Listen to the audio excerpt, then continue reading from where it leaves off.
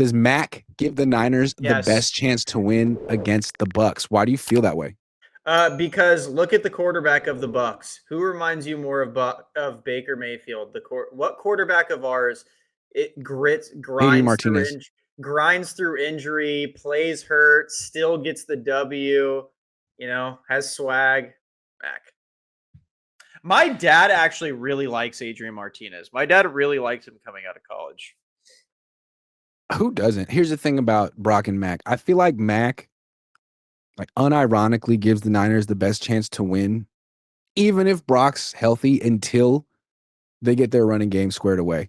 And we haven't seen Mack with the running game yet. But if you have to pass the ball a lot, which they've had to do when Brock Purdy starts, that's not really how he's had his most success.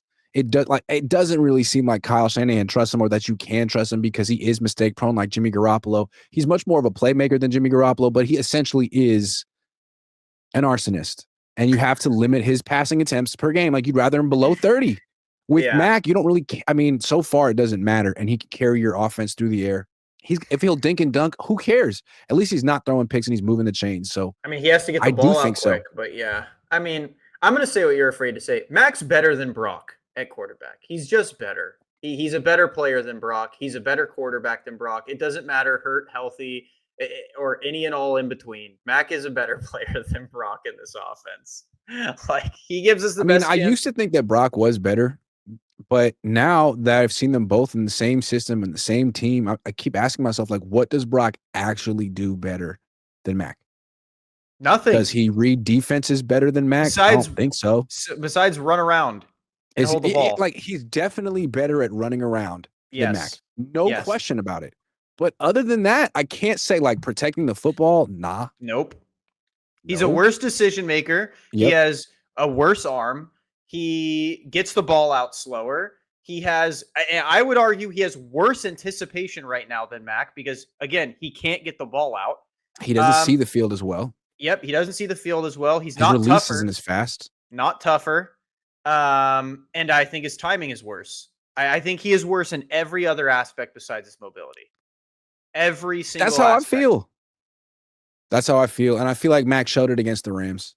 I don't think Brock wins that game throwing 49 times with no run game. Mack doesn't win that game. Brock doesn't win that game. And I don't think Brock beats the Cardinals either. I think Brock loses that on a game-losing turnover as well.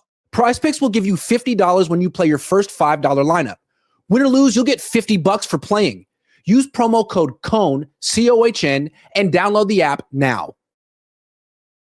As long as the Niners can't run the ball, he's going to have to throw a lot, and that means pick city.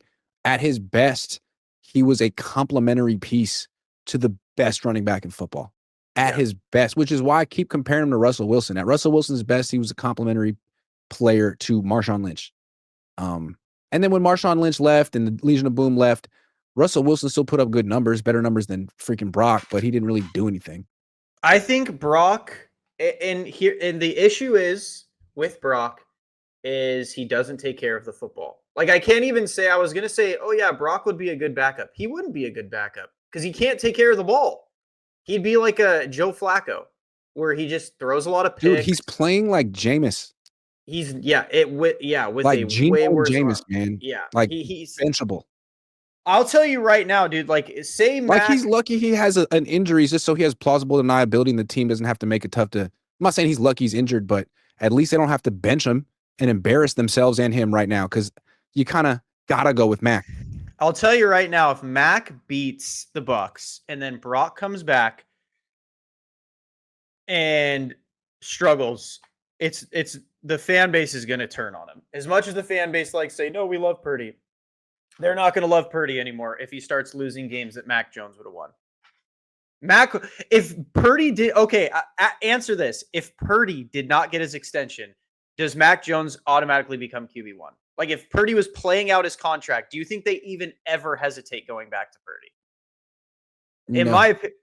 In my opinion, he would never. It's like, we're trading Purdy at the deadline. Yeah, that's exactly my thought. If he didn't have $260 million right now in this moment, he would be getting shopped. Yeah. And now the only reason they're not shopping him is because you really can't. It doesn't help your salary cap situation.